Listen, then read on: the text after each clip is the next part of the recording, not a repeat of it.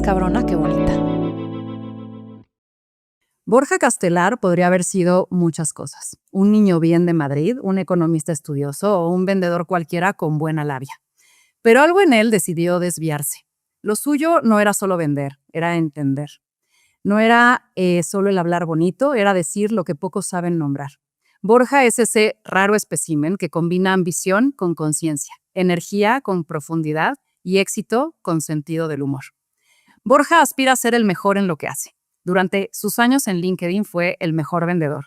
Hoy su mira está en convertirse en el mejor conferencista, pasando de dar 10 pláticas al año a casi 200. Pero eso apenas roza la superficie. Lo interesante empieza cuando baja del escenario. Borja tiene una forma poco común de mirar, de cuestionar todo y de no dejar de ser estudiante por el mundo. Hoy es speaker, autor, experto en habilidades humanas y tecnologías del futuro. Un cuenta historias que encuentra entre tanto ruido una forma muy suya de ser escuchado. Bienvenido, Borja. Bueno, me he emocionado un poco con esa presentación. Muchas gracias, Victoria. Bienvenido, qué gusto tenerte acá. Me Igualmente. encanta estar contigo. Un gustazo estar aquí. Y pues empecemos con entrar en calorcito con preguntas rápidas. ¿Estás Vamos. listo? Listísima. ¿Anonimato o reconocimiento? Reconocimiento. ¿La palabra que más usas? Como siempre digo. ¿Y el pensamiento que más te visita? El tiempo pasa muy rápido. ¿Qué es eso que al mundo le urge innovar más? Hacer las cosas con miedo. ¿La peor mentira que te has contado? Que si saco buenas notas, voy a tener un buen trabajo. Si pudieras vivir en una película, ¿cuál elegirías vivir? Mira, una que vi hace poco, Interestelar. Me encanta el tema de ciencia ficción, de espacio y luego el mensaje final, que al final el amor es lo más importante en la vida. ¿Cuál es ese hallazgo más importante que ha hecho el ser humano desde tu punto de vista? Uy, hay varios. Pero quizá lo más importante para mí creo que ha sido la invención de la rueda. Es lo que me viene ahora mismo. ¿Sueles ir más al pasado o al futuro? Al futuro, mucho más al futuro. ¿Cuál es el lado oscuro de Borja? Quizá mi lado oscuro puede que sea la vanidad camuflada de ambición. Durante mucho tiempo me conté la historia de que quería impactar, no inspirar, dejar huella. Y era cierto, y es cierto. Pero también había una parte de mí que quería aplausos también, likes, reconocimiento. Quería ser alguien, ¿no? Y me costó mucho distinguir entre servir y lucirme. Y aún hoy en día esa línea es bastante fina. ¿Una frase que te guste? El éxito es pasar de fracaso en fracaso sin perder el entusiasmo. ¿En qué crees? En energías, más que nunca. ¿Un buen consejo que te hayan dado? Un buen consejo. No vas a agradar a todo el mundo, así que cambia el chip. Borja, nunca. Nunca voy a ser de extremos. ¿Qué es aquello cotidiano que no te deja de sorprender? Los árboles.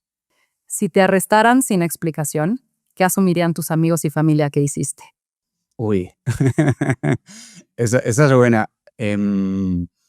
Probablemente algo tema de impuestos. ¿Cuál es para ti la ironía más grande? Que yo creo que cuando te haces sabio, te toca morirte. Listo. Terminamos esta sección. Muy bien, Borja. Uf, es difícil, ¿eh? Madre mía. Oye, Borja, a ver, me interesó mucho hablar contigo porque viendo tu carrera, has dado un montón de vuelcos. Y quiero que hablemos de eso. Claro. De la evolución. Naces en España, estudias en Londres, donde consigues tu primer trabajo, y de ahí te llaman a LinkedIn y te mudas a Dublín para convertirte en el número 1 de ventas B2B de toda la compañía. Te vuelves director de ventas de LATAM, te mudas de pronto a Brasil y un día dices, me voy a lanzar a escribir libros, a dar charlas y de dar, como dije en la introducción, 10 en un año. Hoy estás alrededor de dar 200 conferencias al año, ¿no? De Power Skills, del futuro del trabajo, de inteligencia artificial. Exacto.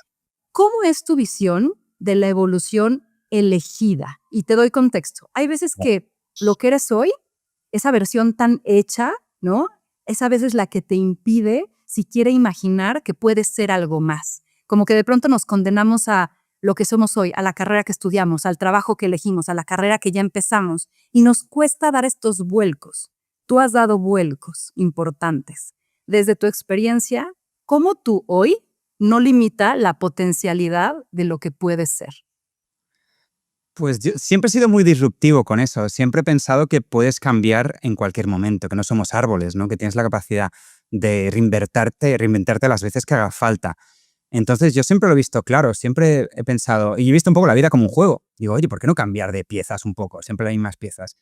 Y, por ejemplo, cuando me cambié de recursos humanos a ventas, que fue un cambio radical. Yo, de hecho, mucha gente no lo sabe, pero cuando yo empecé en LinkedIn, yo empecé en recursos humanos. Nada que ver con ventas. Pero veía la energía de la planta de ventas y decía, yo quiero estar aquí. A mí lo que me gusta son las ventas. Y pensé, oye, ¿qué puedo hacer para pasarme de recursos humanos para ventas? Y fui investigando y me dejaron entrar en un proceso de ventas que no tenía ningún sentido. ¿Pero qué hace el de recursos humanos dentro de LinkedIn que quiere entrar en ventas? Bueno, conseguí convencer a todo el mundo y conseguí entrar en ventas. Fue para mí el cambio más importante. Y yo siempre estuve muy abierto de mente. Las otras personas no, las otras no entendían, pero parece como que si trabajas en recursos humanos, tienes que trabajar siempre en recursos humanos, ¿no? Y si trabajas en ventas, siempre en ventas. Y digo, no, tengo muchas habilidades. Trabajé en una consultora en Londres también que vendía, etcétera.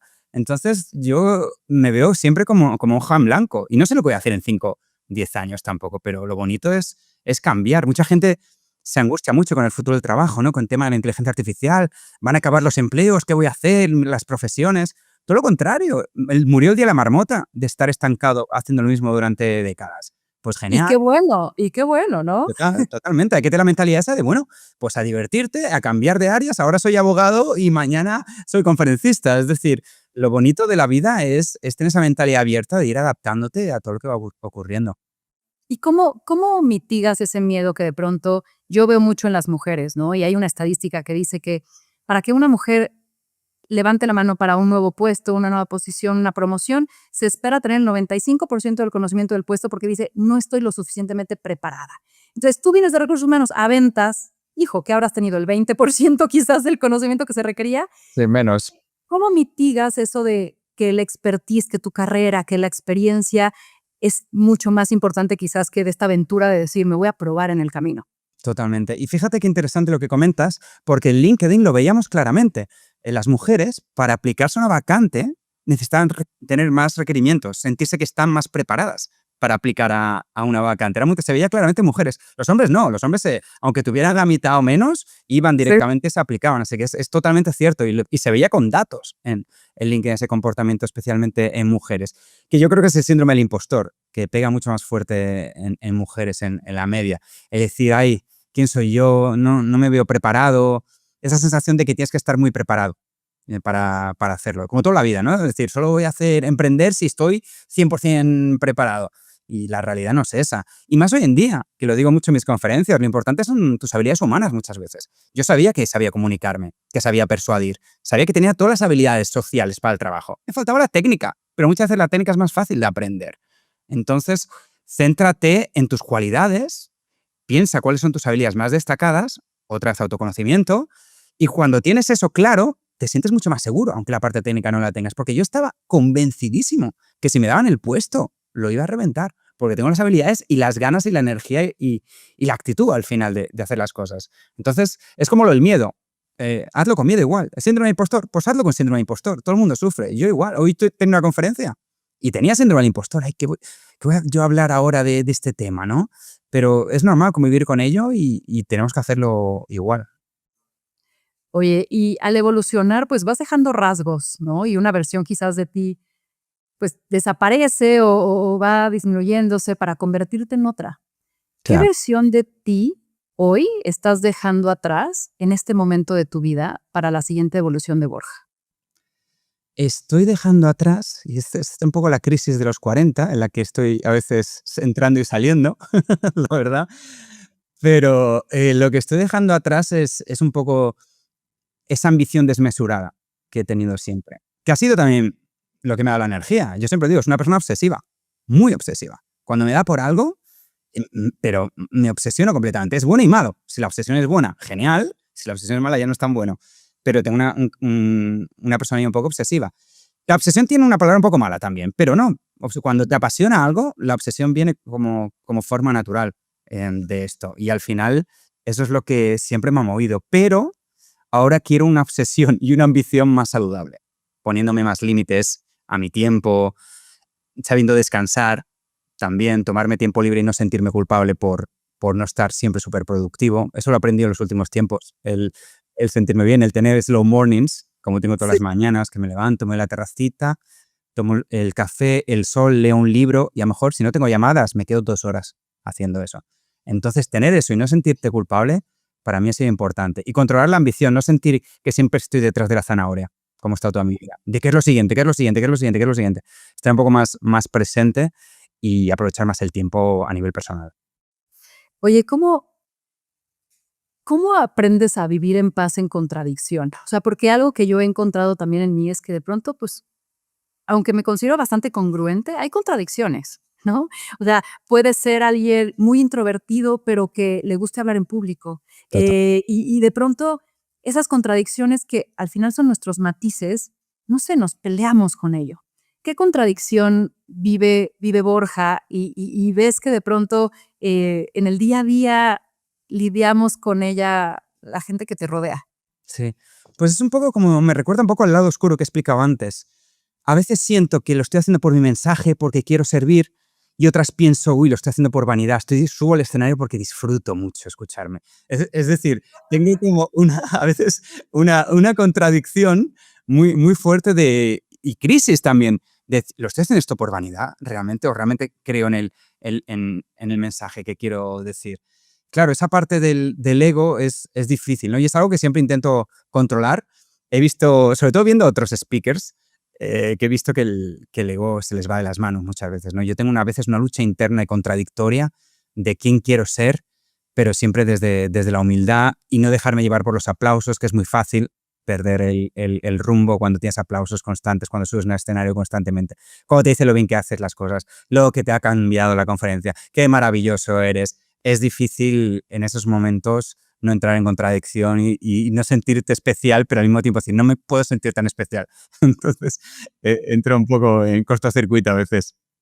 Claro, claro que construyen una autoestima, no nada más lo que los Total. demás digan, sino lo que te siente orgulloso de ti, pero es esta combinación, esta ecuación como muy correcta y de estar midiendo y cambiando el agua, ¿no? También, para no subirte y marearte. Exactamente. Oye, Borja, el futuro te ilusiona, eres un optimista. Por ahí, dentro de mi investigación con tus amigos, uno decía, es que el día que me siento mal, con solo hablarle a Borja, 10 minutos me cambia el escenario, ¿no? O sea, es alguien optimista que tiene una forma de ver la vida como muy diferente, siempre ver la forma positiva de verlo, ¿no?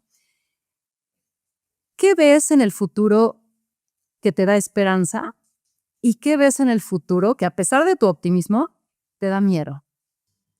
Pues depende cómo me levante el día. A veces estoy súper optimista y otras a veces digo hacia dónde vamos realmente. La decisión está en nuestras manos, obviamente, como seres humanos. Pero pasan cosas que a veces pierdes un poco también la fe en la humanidad a pesar de mi optimismo. Creo que el Sí. futuro puede ser brillante si sabemos tomar las acciones adecuadas. Vamos a tener herramientas que nos van a potencializar como nunca, pero va a potencializar tanto lo bueno como lo malo del ser humano. Eso es lo que me preocupa. Es como lo que se dice siempre, ¿no? Un cuchillo se puede usar para matar o para cortar comida. Y Claro. la decisión está en nosotros. Entonces, espero que seamos lo suficientemente inteligentes para usar esto con sabiduría y que sea una oportunidad para cambio social. Siempre digo que la tecnología, para mí, debe ser un cambio social para positivo en la sociedad, para que todo el mundo tenga acceso a educación, para que las tecnologías se difunden mucho más rápido entre países, bueno, para el desarrollo de todo el mundo. Pero de nada sirve tener herramientas increíbles, y ese es mi gran miedo, que haya herramientas increíbles sin desarrollo humano espiritual de las personas. Se habla ahora de agentes de IA, de lo que tú quieras, pero si la persona no ha trabajado nada en sí mismo, es un mono con una pistola también.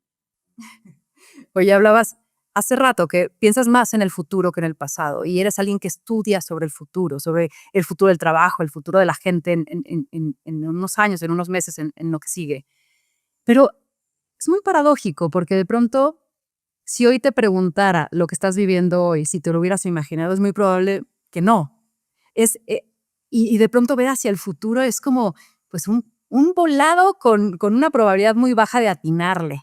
Total. Ahora, tú que eres futurista, tú que lees tendencias, ¿qué sí de pronto te sirve para un poco predecir y planear este futuro y qué no, de pronto ni observas como para tampoco caer en esta, pues, no sé, inutilidad del tiempo de decir, me la pasé preocupado por lo que iba a ser en el futuro y ni siquiera sucedió? Entonces, ¿cómo filtras lo que sí observar? ¿Qué tendencias sí te hablan? ¿Qué información sí ves? Claro. No, es un punto buenísimo porque el ser humano en general somos malísimos prediciendo el futuro, malísimos. No acertamos ni, ni para atrás. Inclusive, imagínate viajar 30 años atrás, 30 y pocos años atrás, y explicar los trabajos que hay ahora.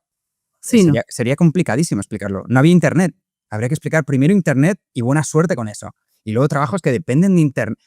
La persona no iba a entender nada. Te iba a decir sí, sí, sí, pero no iba a entender nada la persona. Y lo mismo va a pasar dentro de 30 años. Lo que yo creo que siempre hay macro tendencias que sí pueden hacer sentido. Macro tendencias, una que hablo mucho en mis conferencias, pues el tema de habilidades humanas. Eso sin duda va a estar ahí. Y cada vez va a ser más importante, porque al final la inteligencia artificial también, a nivel muy general, va a reducir la importancia de la parte técnica de los trabajos. Entonces, la parte humana cada vez va a ser más importante. Y por ahí van los tiros. Pero dentro de la parte humana, vayamos a saber qué trabajos van a surgir que no podemos ni imaginar. El otro día estuve en una conferencia sobre el futuro de los empleos y salió un speaker diciendo, esos son los empleos del futuro. Y puso una IA al final, ¿no? Eso es el futuro de... Nadie sabe, ¿no? Nadie se puede llegar a imaginar, pero sí que creo que hay grandes tendencias, como el tema de habilidades humanas, de cómo vamos a tener que colaborar con la inteligencia artificial, como si fuera casi un compañero, cómo los agentes de IA realmente forman parte de la plantilla de las empresas. Hay ciertas tendencias que sí que pueden hacer sentido. ¿Y qué es eso que observas, tú que estás tan cerca de las empresas, de los empresarios, de los emprendedores, que va en declive y qué es eso que va en crecimiento en el mundo de los negocios? Yo creo que lo que está ocurriendo, sobre todo en las nuevas generaciones, es que ya no funciona igual el mundo corporativo para ellos. Ya no tienen el mismo nivel de motivación. Escalar dentro de una empresa les importa poco menos de lo que importaba incluso a millennials. A la generación millennial nos interesaba bastante seguir creciendo y ser gerente y luego director y bla, bla, bla. Estas nuevas generaciones no buscan tanto eso. Entonces las empresas se tienen que reinventar a nivel de propuesta de valor también, de cómo pueden seguir dándoles entrenamientos, cambiarles de áreas, exponerles a diferentes áreas. Antes se pensaba siempre crecer a nivel horizontal y vertical. Ahora hay que buscar opciones horizontales. Porque otra cosa que para mí es una gran tendencia es que el perfil que va a triunfar y que está triunfando ya no es el especialista, es el generalista, realmente. Entonces las empresas tienen que tener programas que les roten, que les pongan a otros departamentos, que estén siempre aprendiendo, que tenga un impacto inmediato, sobre todo estas generaciones que es la gratificación instantánea. Hay que buscar darles esa gratificación porque hay que en las empresas olvidarnos de esa cosa que había mucho en nuestra época de un departamento súper especializado en algo. Pues a lo mejor no. Todo el Sí. mundo ya es un poco más generalista. Creo que esa es una gran tendencia. Y irles cambiando de áreas, etcétera, creo que es una gran tendencia que estoy viendo dentro de las empresas. Y mucha mayor flexibilidad, ¿no? O sea, que como que el qué esté claro, pero que el cómo pueda ser como retado, ¿no? Totalmente. Y el famoso propósito al final, ¿no? Es decir, tener claro por qué estás trabajando, no solo por un salario, sino la propuesta de valor única de la empresa. ¿Cuál es la propuesta de valor? ¿Por qué debería trabajar? ¿Y cuál es el impacto? ¿Para qué? Es decir, tienen que mirar mucho para dentro de las empresas para volver a ser atractivas, a pesar de que para mí el futuro es de los emprendedores, sin duda. Y muchísimo de solopreneurs. Emprendedores como yo, emprendedores individuales, que no tienen estructura, subcontratan la mayoría de las cosas y se apoyan mucho en IA. Yo creo que ese perfil es el que va a un auténtico renacimiento. La IA va a significar mucho más a nivel de emprender de lo que significó Internet en su momento. Entonces va a ser más fácil que nunca emprender de forma individual. Y se va a volver un commodity, ¿no? Y justo yo también daba una conferencia ayer y decía, estamos en un momento en donde vemos la inteligencia artificial como el siguiente gran hito, pero que va a volver a ser un commodity como fue Internet, como fue la electricidad, ¿no? Y lo vas a acabar usando en tu día a día sin darte cuenta. Totalmente. Ahora, si tuvieras que apostar por una habilidad que se va a volver indispensable para el trabajo, pero que hoy quizás nadie entrena conscientemente, ¿cuál sería? Uy, buena pregunta. Hay varias que me vienen a la cabeza, pero quizá uno que se habla muy poco y creo que es donde vamos a renacer y florecer porque nos va a distinguir mucho es el pensamiento crítico.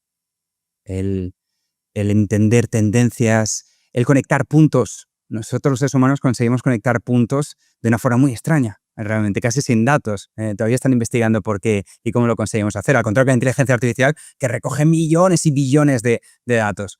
Entonces, esa capacidad que tenemos de juntar puntos y encontrar tendencias donde nadie lo había encontrado, eso va a ser más valorado que nunca porque la IA va a tener dificultades de tener esa creatividad y ese pensamiento crítico que nosotros espontáneamente y naturalmente desarrollamos. Wow. Oye, y a ver, vamos a hablar el tema que te encanta, que eres bien curioso y eres alguien que le gusta cuestionar y aprender. ¿Qué fue lo último que aprendiste y por qué? Lo último que aprendí, mira, pues lo último que aprendí es un libro que me gusta mucho, que es es mítico, ¿no? Lo tenía pendiente para leer, pero lo he terminado esta semana, que es El hombre en busca de sentido, Ah, de, mira. de Benjamin Frank. Y nada, lo que he aprendido es que al final, hasta en las circunstancias más complicadas, y en este caso extremo, porque era un hombre que está en un campo de concentración, en una situación completamente extremo del extremo del extremo, puedes encontrar hasta sentido en ese sufrimiento. Mm. Entonces, eso es algo que me ha calado, me ha impactado mucho, la verdad. Lo estuve leyendo ahora hace 2 días volviendo de México inclusive, y me ha impactado mucho porque realmente todo sufrimiento tiene un aprendizaje. Oye, hay una ironía enorme hoy en lo que vivimos, ¿no? En torno al aprendizaje, porque nunca hemos tenido tanta disponibilidad de poder aprender lo que queramos de forma inmediata, casi gratuita o gratuita, ¿no? Total. Y hoy lo que nos hace falta es tiempo, de entender en dónde lo destinas, qué aprendes, qué va primero, priorizar. Y con tanta información disponible, nos es también difícil profundizar. Nos quedamos como mucho en capas, ¿no? ¿Cómo eliges lo que debes aprender, en lo que debes profundizar y en lo que con solo una embarradita tienes? ¿En qué se enfoca Borja, que está tan sumergido en el tema de aprender y de enseñar? ¿En qué se enfoca Borja en su aprendizaje? Pues mira, al final yo siempre soy muy friki de Goodreads, que es una aplicación que de hecho recomiendo muchísimo. Ahí encuentro muchos de los libros que quiero leer, siempre. Yo soy completamente loco de leer libros desde siempre, desde adolescente. No hubo un momento, no sé por qué me hizo un clic de adolescente y desde entonces siempre he estado leyendo inclusive una media de un libro por semana, que es lo que suelo leer. Y, y al final pues voy investigando los temas que me gustan. Yo leo muchísimo de no ficción. Historia me encanta. De hecho, lo que más me gusta es historia que no tiene mucho que ver con... Bueno, de una forma, en paralelo sí que puede tener sentido con lo que hago, pero siempre me estoy informando, tengo mis páginas que siempre sigo, mis podcasts, como digo, Goodreads, siempre estoy mirando a ver qué ratings, qué libros tienen buenos ratings de no ficción, y siempre estoy intentando actualizarme en ese sentido. YouTube para mí también es una plataforma que uso muchísimo. Yo no tengo ni Netflix, ni ningún... No veo series, la verdad. También es verdad que cuando estoy soltero nunca veo series, la verdad.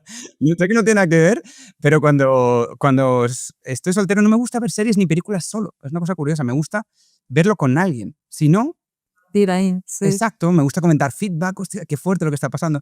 Solo no, y es muy bueno, ¿eh? Porque vuelvo a la lectura como un loco, realmente. Porque para estar solo prefiero leer un libro. Me sumerjo muchísimo más. Entonces, una cosa positiva también en ese sentido es los libros. Y creo que cada vez más, por el mundo en el que estamos tan hiperconectados, con tantas opciones de aprender, vídeos cortos, rápidos, con conocimiento superficial, creo que tenemos que volver a lo analógico. Y yo me esfuerzo, me pongo límites. Obviamente en las redes sociales me tengo que poner límites porque es súper viciante. Volver a los libros físicos. Tenemos que volver a los libros físicos, esforzarnos por papel, antes de ir a dormir leer, aunque sea 30 minutos cada día, hacer research de qué libros te pueden interesar. Y el mayor research, que también es muy analógico, de hecho, aparte de Goodreads, es ir a una librería y caminar por ahí y ver algo que me llame la atención. Yo continúo haciendo muchísimo, muchísimo eso a nivel de investigación, digamos. Oye, y hay veces que el aprendizaje es como muy intencional, ¿no? El decir, oye, voy a leer este libro porque los datos que me van a dar ahí me van a dar algo útil para lo que hoy estoy produciendo, trabajando, tal. Pero hay también este conocimiento que puede ser buscado o no y tiene este efecto secundario que te deja algo y que no tiene nada que ver con lo que estás hoy haciendo, pero que te puede dar algo. Y cito a Ofelia Pastrana, es alguien que entrevisté y es increíble, es una chava muy metida en tecnología y nuevos aprendizajes y de pronto dice, es que yo me meto a, no sé, estudiar pole dancing. Y lo que aprendo en pole dancing se relaciona directamente, aunque no lo sé hoy, con lo que voy a hacer en mi siguiente paso. ¿Qué Totalmente. es algo que no tiene nada que ver con lo que haces, pero que te ha enseñado y dado de manera secundaria cosas importantísimas para tu trabajo? Totalmente. Y eso es una de las razones. Yo leo muchas veces porque sé que voy a conectar puntos Claro. y me va a ayudar en mis conferencias. Yo de repente saco una idea de un libro, lo conecto con otra cosa y de repente me entra un momento de creatividad, de conectar puntos y me creo una nueva conferencia de la nada. Entonces yo leo porque sé que mi cerebro, aunque yo no lo recuerde, más tarde va a juntar puntos de libros que he ido leyendo.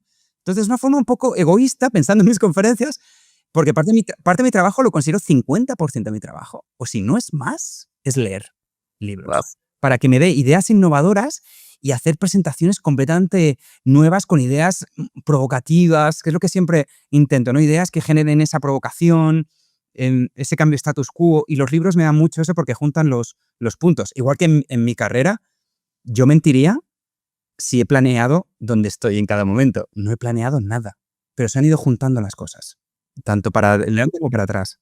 Haces acroyoga, Sí, ¿no? ¿Qué, exacto. qué te ha dado la acroyoga en tu carrera? ¿Qué crees? Pues me ha dado muchas cosas. Me ha dado comunicación asertiva, que a veces yo tenía tendencia a irme por las ramas hablando. Entonces, en acroyoga tienes que decir exactamente lo que quieres en cada momento. Hay que ser corto y asertivo porque si no hay tiempo para contarle la vida de que la pierna dóblala por un lado. Tienes que buscar la forma de comunicarte de forma súper asertiva y directa. Entonces, primera cosa que me viene a la cabeza es eso. Segundo, me ha ayudado a estar más presente y a hacer pausas. También tengo tendencia a acelerarme. Yo probablemente en esta nueva época, como si hubiera sido niño en esta época, estoy seguro que hubiera sido diagnosticado con hiperactividad y déficit de atención. Estoy segurísimo. Entonces necesito actividades que me traigan al presente. Y esta me trae al presente porque se lo mato a la otra persona. Entonces es importante hacer cosas que me traigan de nuevo, porque yo voy con mil ideas, mil acelerado. Entonces es muy importante buscar hobbies que me permitan eso también. Claro. Oye, ¿qué parte del trabajo crees que está completamente obsoleta, pero seguimos haciendo porque siempre lo hemos hecho así?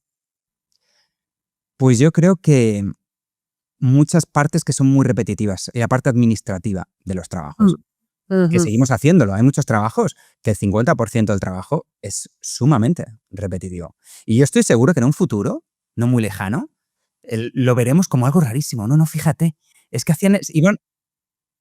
mandaban facturas y tenían trabajos de 9 a 6 de la tarde, donde 4 horas muchas veces era responder emails todo el tiempo o hacer cosas. Lo miraremos con asombro, diciendo, pero vivían y durante décadas a veces hacían lo mismo en un cubículo.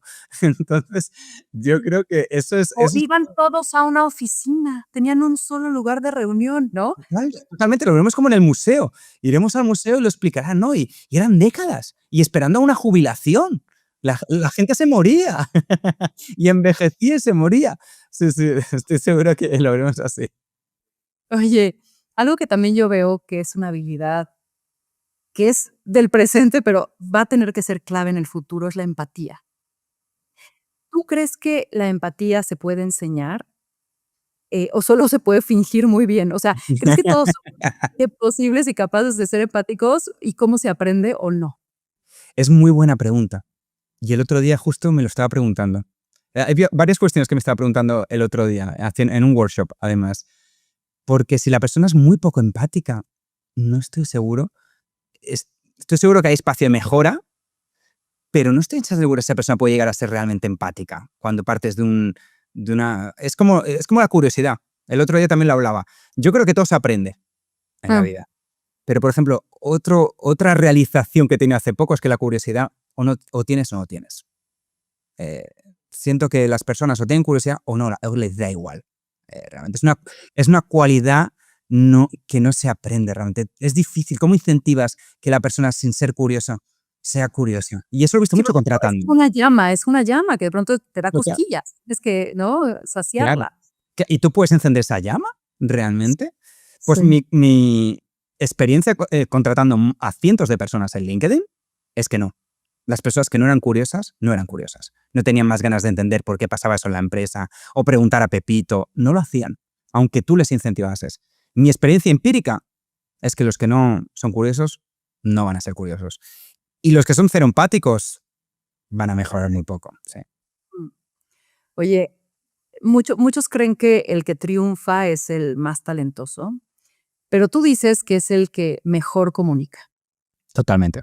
Háblame del arte de contar historias y cómo lo has tú ido perfeccionando en tu experiencia, ¿no? Danos cosas prácticas que nos podamos llevar como emprendedoras, porque al final del día las emprendedoras vendemos todo el tiempo, contamos historias todo el tiempo. Entonces, cuéntanos, ¿qué nos podemos llevar de prácticas? De hecho, siempre digo mucho en mis conferencias que el power skill definitivo es la comunicación y la persuasión. Para mí son los dos que están entrelazados un poco, ¿no? Siempre digo que la persuasión es una ramificación de la comunicación, pero es lo más importante porque siempre estamos comunicándonos. Y como siempre digo, quien triunfa no es quien más sabe, es quien mejor comunica, es como te sabes vender. Si tú eres un 9 o un 10 técnicamente, pero te comunicas como un 4, pues vas a ser un 4 para el resto de las personas. Vas a llevar una vida de 4. Vas a tener una pareja de 4, parece muy polémico decir eso, pero vas a tener una pareja de 4 porque no consigues comunicar tu propuesta de valor como individuo tampoco, ¿no? Entonces, es importantísimo, tanto en tu vida personal como profesional, siempre estamos o convenciendo o comunicando algo al resto de personas. Y es importantísimo usarlo. Y dentro de la comunicación, lo que más nos conecta sin duda son las historias. Estamos viciados con eso. Si te pregunto qué vas a hacer al final del día hoy, cuando ya no tengas que hacer labores domésticas ni nada de trabajo, vas a decirme ver una serie, ver una historia, leer un libro, leer una historia, hablar con mi madre, contar una historia, y luego te vas a dormir y los sueños son historias, ese formato historia. Y luego los pensamientos también son estructura de historia. Entonces es realmente cómo está hecho nuestro cerebro y cómo capta nuestra atención, nos entretiene muchísimo. Entonces siempre tenemos que pensar cómo poner nuestra comunicación en forma de historia. Cuando me preguntaban, cuando gané el premio, por ejemplo, al mejor vendedor del mundo, siempre decía, yo no hago presentaciones, yo cuento historias. Yo no hago presentaciones de producto ni de soluciones. Yo cuento una historia, por ejemplo, de una empresa parecida a la que estoy hablando, que pasó por una serie de desafíos y salió victorioso o cambio status quo. Típica historia de Disney, que es la que más suele conectar. Personaje imperfecto, que nos identificamos muchas veces con ese personaje imperfecto, que pasa por una serie de obstáculos y luego triunfa o no también, pero hay un cambio de status quo al final. Entonces siempre tenemos que pensar cómo formularlo esto. Y hay muchas formas. Puede ser mi historia, una historia inventada, una historia de otra persona, pero yo lo pienso mucho en mis conferencias. La mejor forma de transmitir conocimiento para mí es pensar cómo puedo contar una historia con propósito. ¿Cómo puedo contar una historia que capte la atención y luego cuál es el mensaje que se llevan? Un concepto. A veces pienso, ¿cómo hago para explicar 1, 2, 3 conceptos a través de esa historia?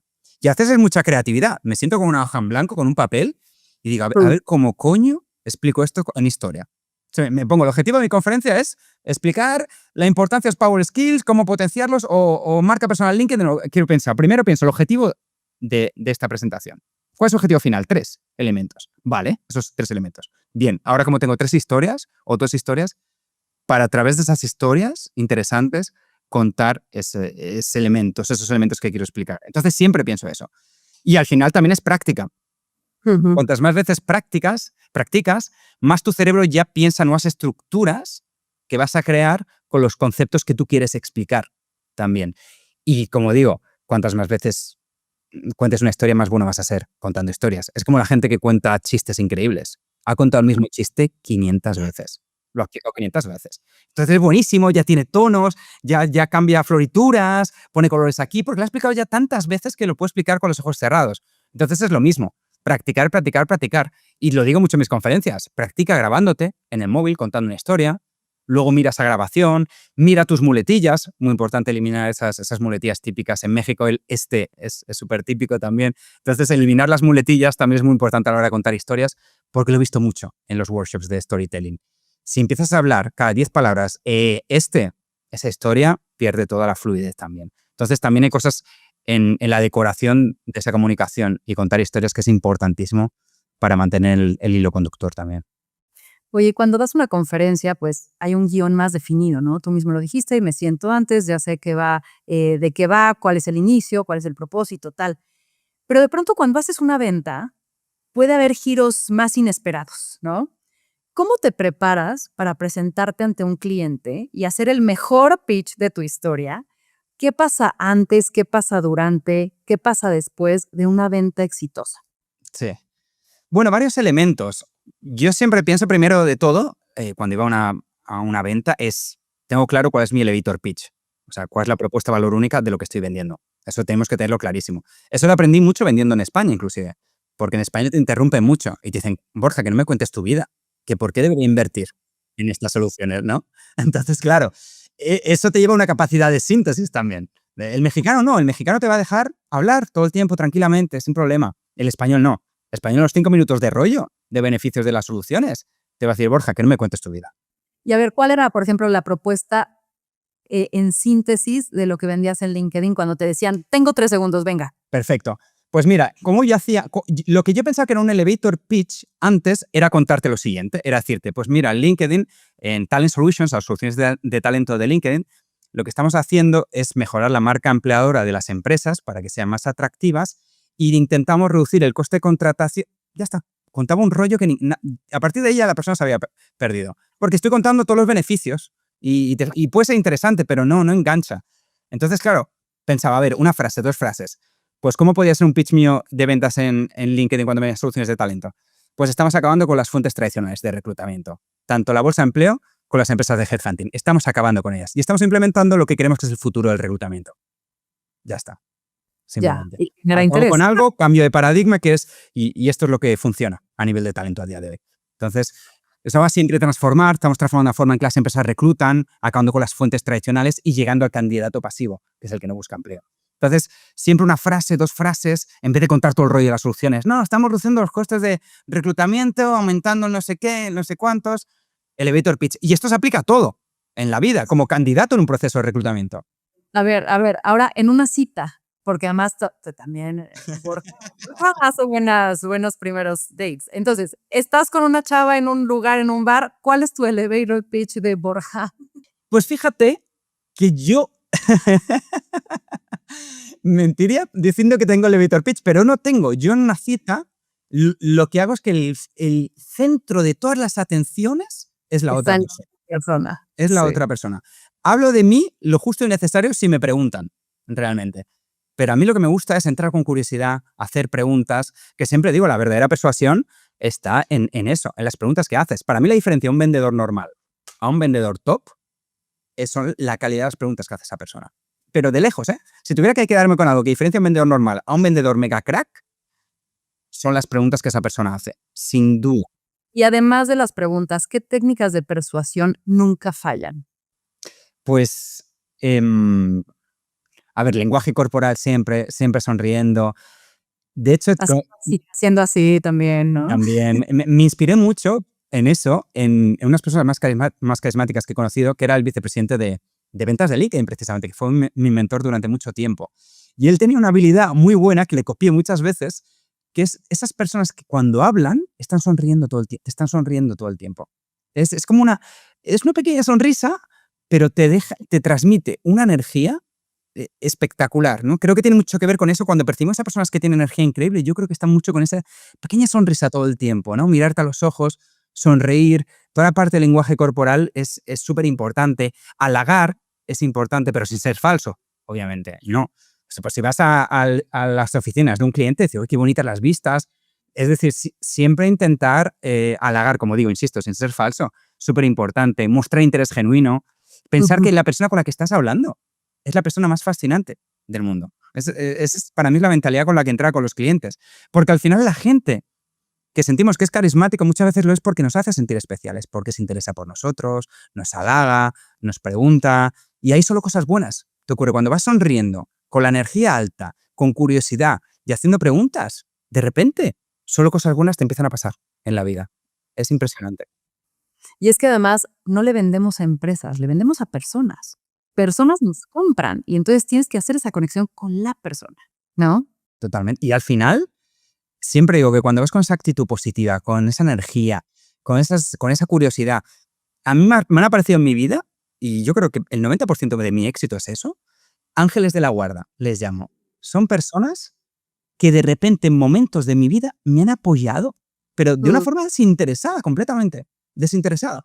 Pero han sido clave para todos los saltos que he hecho en mi vida. Cuando me cambié de recursos humanos a ventas, hubo 2 ángeles de la guarda que se quedaron de madrugada explicándome todo, ayudándome, perfeccionando el pitch, sin pedir nada a cambio, convenciendo internamente para que me dejara entrar en el proceso.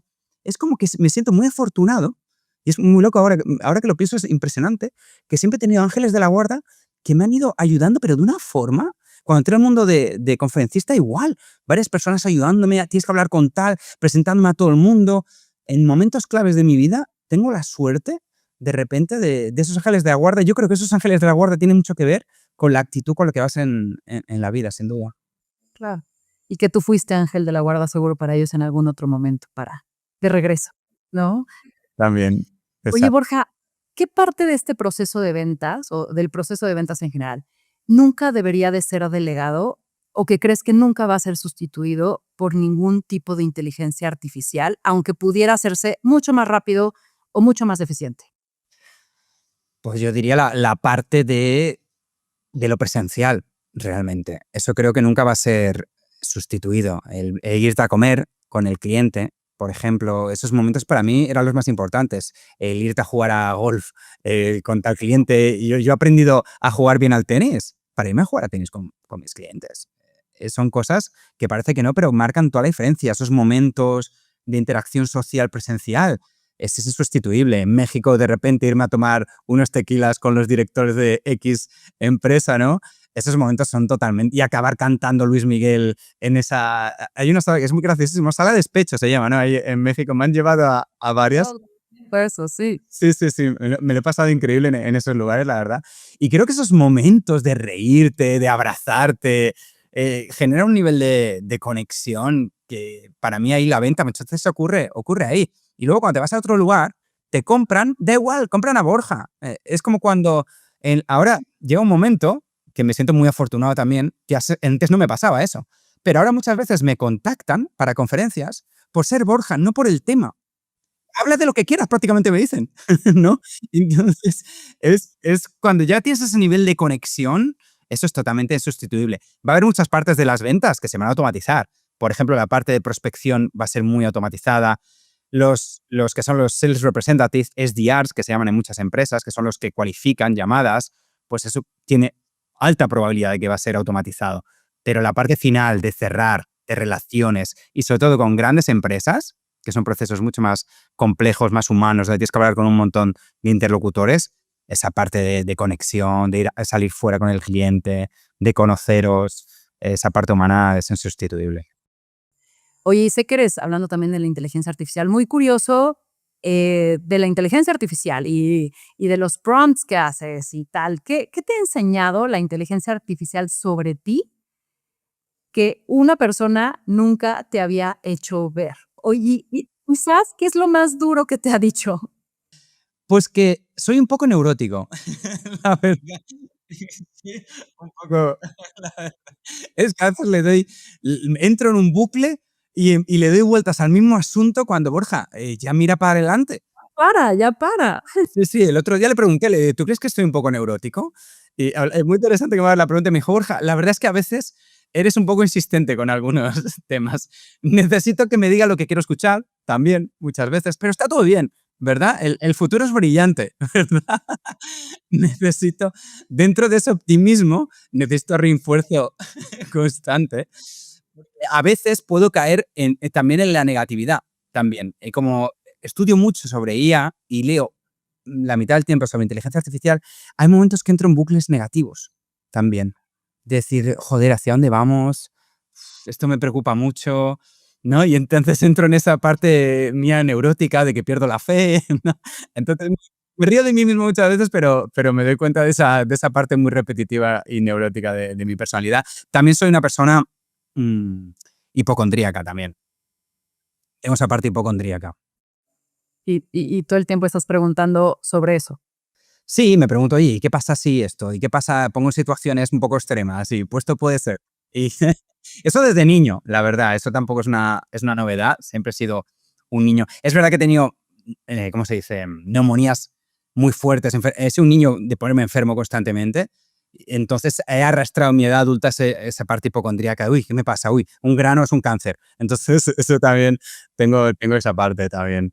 Que justo me dijeron que Borja, tú tenías como una, pues no sé si obsesión, porque ya tú lo dijiste, pero tenías mucho miedo a la muerte, ¿no? Sí. Y esa pregunta que es como poco común para un niño de 5 años, quizás decir, pero ¿y para qué todo si nos vamos a morir, no? Hoy, ¿cómo convives con esa idea? ¿Cómo entiendes tú la espiritualidad? Si hay algo más, ¿crees en algo trascendental? ¿No? ¿Cómo vives con esa parte de la conciencia de finitud? Pues fíjate, en ese sentido, yo siempre he sido súper ateo. Toda la vida he sido, aparte, un ateo extremo. Pensaba que la gente que no era atea es subnormal. Hablando mal, pensaba que tenían un problema de inteligencia. O juzgaba hasta el nivel de inteligencia a alguien Wow. que creía en Dios. Me di cuenta que también me había vuelto una religión para mí, el ateísmo también, ¿no? Porque no tenía sentido. Hoy en día tengo una posición mucho más relajada, no juzgo a nadie por sus creencias. Antes sí que lo hacía mucho. Aunque no lo dijera, yo dentro me sentía más inteligente que la otra persona, por saber, por ser yo ateo y la otra creer, como decía muchas veces en aquella época, en cuentos de hadas, ¿no? Hoy en día soy mucho más agnóstico y sí que estoy abierto a que pueda haber diferentes posibilidades, a nivel de conciencia, de dimensiones que no podemos ni siquiera entender. Creo que puede haber energías y situaciones que no podemos entender. Nunca lo voy a entender, ni aspiro a entenderlo tampoco, pero sí que con diferentes experiencias, diferentes momentos que he tenido, me han llevado a sensaciones de la famosa unidad, que se habla mucho, ¿no? Que Ajá. sí que me han dejado más, más abierto a diferentes posibilidades. El miedo a la muerte a veces sigo teniendo, y lo tengo muy presente. Lo sigo teniendo muy presente, la verdad, igual que de niño. Lo que pasa es que se transformó de ansiedad. Yo tenía ansiedad de niño. O sea, yo lo pasaba mal, realmente. No entendía nada. ¿Por qué tengo que nacer para morir? Qué absurdo, ¿no? Pero Sí. con el tiempo, esa ansiedad se transformó como agente de transformación positivo. Y yo siempre digo que está detrás de todo lo que hago. Detrás de todo lo que hago. De cómo me tomo la vida, que a veces me la tengo que tomar más en serio, pero no me tomo la vida nada en serio. También porque tengo muy presente eso. Y yo me voy a dormir, y no es broma, y lo digo, lo cuento en mis conferencias, yo me voy a dormir y de verdad pienso que no me voy a despertar. Y que es una posibilidad real que no me despierte. Y cuando me despierto con un nivel de alegría que la gente que está a mi lado, bueno, me levanto por las mañanas, me hago unas flexiones, empiezo a cantar. Hoy en día es un nivel de gratitud que es indescriptible, realmente. Y me ha hecho reducir todo. Hoy en día es raro que algo me genere estrés o ansiedad, porque teniendo eso presente, todo, relativizas absolutamente todo. Y se aparece la falsa sensación de que tenemos algo que perder, no tenemos absolutamente nada que perder. Entonces, siempre digo que ha sido mi motor muy positivo en la vida, el ser consciente de verdad de mi mortalidad, que mucha gente lo tiene de forma teórica. Algún día... No, yo de verdad pues pienso que es esta noche o en 5 años. Y eso me ha cambiado completamente mi perspectiva. E inclusive, muy interesante, el otro día leí un estudio sobre los países más felices del mundo, que Bután es uno de ellos, y ellos tienen como protocolo de felicidad y gratitud pensar la muerte 3 veces al día. Entonces, para mí ha cambiado totalmente mi relación con ello. Para mí hoy en día es algo que me ha cambiado positivamente el tenerlo siempre presente. Qué importante. Sí, sin desde el miedo, sino desde la potencialidad de decir, pero sigo teniendo vida, ¿no? Sé que esto se va a acabar, pero sigo teniendo vida. No sé qué va a pasar. Puede que realmente haya algo, llámalo galaxia, inteligencia. Cada vez pienso más que puede haber bastante esa posibilidad, pero al mismo tiempo con una gratitud de locos por estar hoy hablando contigo. Y eso te cambia perspectiva. Hoy volviendo de casa, justo hablamos de árboles, me quedé mirando un árbol y me quedé diciendo, joder, pero qué maravilla, ¿no? Ah, Creo que te trae mucho el asombro que perdemos cuando somos adultos. Ese asombro del niño que se asombra con las cosas, cuando tienes gratitud a ese nivel, creo que de repente vuelves a estar presente y vuelves a conectarte con cosas tontas, ¿no? Y a mí me emociono con eso, ¿no? Yo creo que la felicidad la encuentras en esos pequeños momentos, en ver un árbol que te quedas fascinado viendo el árbol, una música, una conversación con alguien, los instantes Los instantes, qué importante. Oye, Borja, y no me quiero ir de esta plática sin abordar un tema que tú estás trabajando mucho en ello, que es la marca personal. Y de pronto todos estamos construyendo marcas personales, ¿no? Y más ahora que dices sobre los emprendedores y los uniemprendedores, ¿no? Cada vez pues nuestra marca personal va a ser lo que venda nuestro producto. Total. Y justamente el otro día leía un artículo sobre la construcción de marcas personales y que las grandes marcas o figuras que vemos posicionadas allá afuera, pero este 1.1%, de pronto son ecuaciones, ¿no? Que claramente, pedagógicamente, antropológicamente estudian lo que va a ser aceptado, tal, y entonces construyen esa marca personal alrededor de lo que saben que va a resonar allá afuera. Total. ¿Cómo hacer una marca personal que sí resuene, pero que sea genuina, que sea auténtica y que no de pronto te sientas que te pones un traje, ¿no? ¿Cómo crear esa marca personal, pero que sí resuene y que sí conecte también? Claro, totalmente. Y de hecho también lo comento en mis conferencias de marca personal, sobre todo en LinkedIn, que al final la IA nos va a sustituir en muchísimas habilidades, pero lo único que no te va a sustituir es en tu historia personal. Es lo único que vas a ser insustituible, es decir, tu marca personal, ¿no? Y creo que ahora estamos entrando en una fase muy pesada.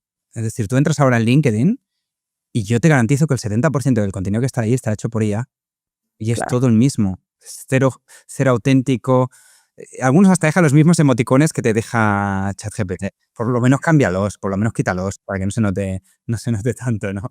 Entonces, pero lo bueno es que la gente lo está haciendo tan mal y con tan poca alma, el contenido, a nivel de marca personal, que cuando tú partes de tus experiencias personales, que es como yo hoy en día creo que lo que tenemos que hacer más que nunca, como hago Mm, mis conferencias, ¿cómo lo conecto esto con historias personales? La parte creativa de conectar conceptos con tu historia personal de alguna forma, para mí ahí está la llave de crear marcas personales auténticas. ¿Cómo conecto conceptos con mi historia personal o profesional, experiencias vividas, siempre desde un lado súper personal?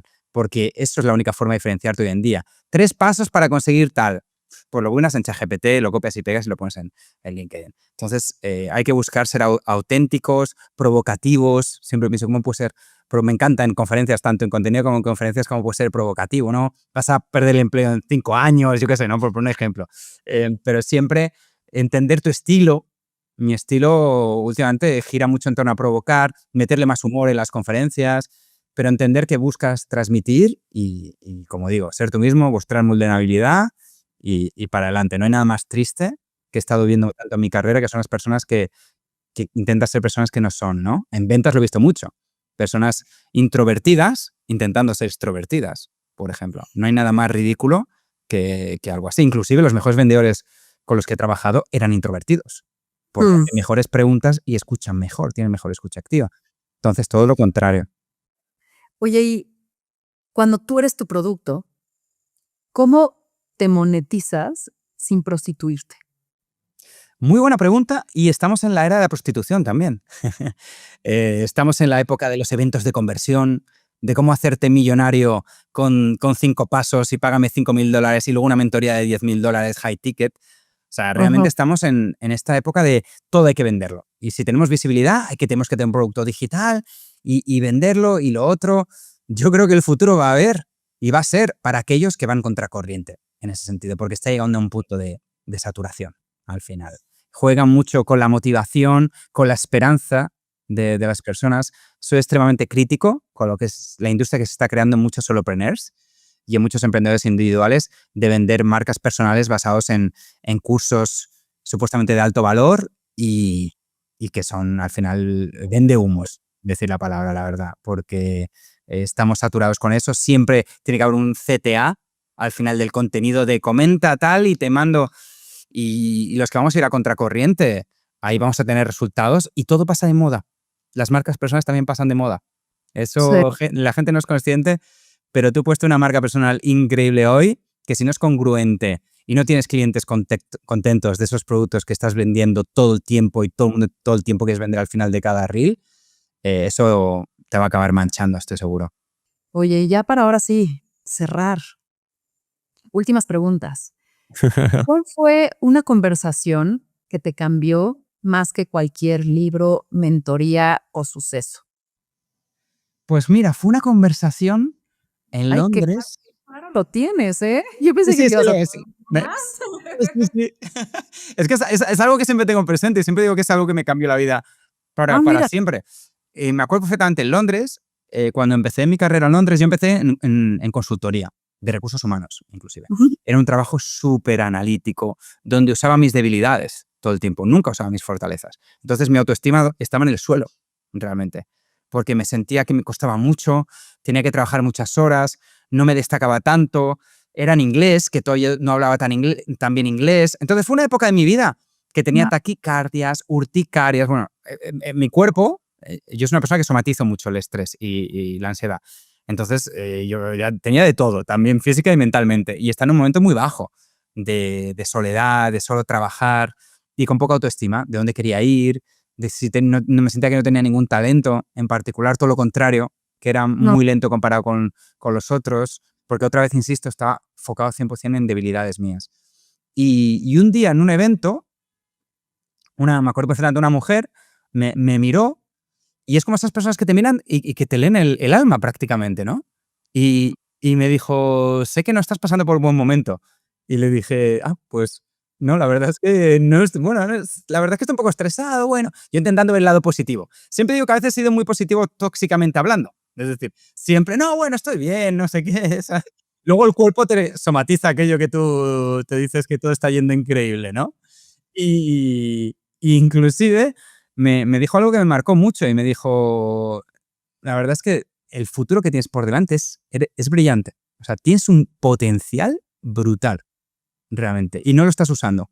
Y tienes un potencial, yo te diría que hasta para cambiar el mundo, me dijo. Bueno, yo en aquel momento, esas palabras, era justo en un momento de más bajón que podía, me dio una confianza, reconstruyó completamente la confianza que tenía. Para mí fue un antes y un después, porque me hizo creer en mí.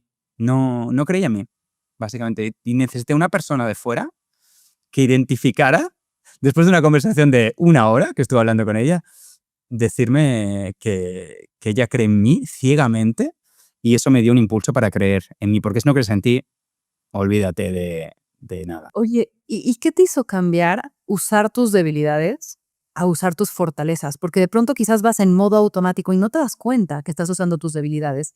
Y el autoconocimiento que siempre dices es bien importante, pero ¿qué cosa marcó o qué podríamos nosotros como de pronto diagnosticar si estamos más usando nuestras debilidades que nuestras fortalezas, sin darnos cuenta? Pues muy fácil. Si la mayoría del tiempo te estresa lo que estás haciendo de trabajo, es que estás usando tus debilidades. Cuando usas tus fortalezas, muchas Fluye. veces te gusta hacerlo. Ahora se habla mucho del pitch de sigue tus pasiones en la vida, ¿no? Está siempre ahora el pitch este de todo el tiempo.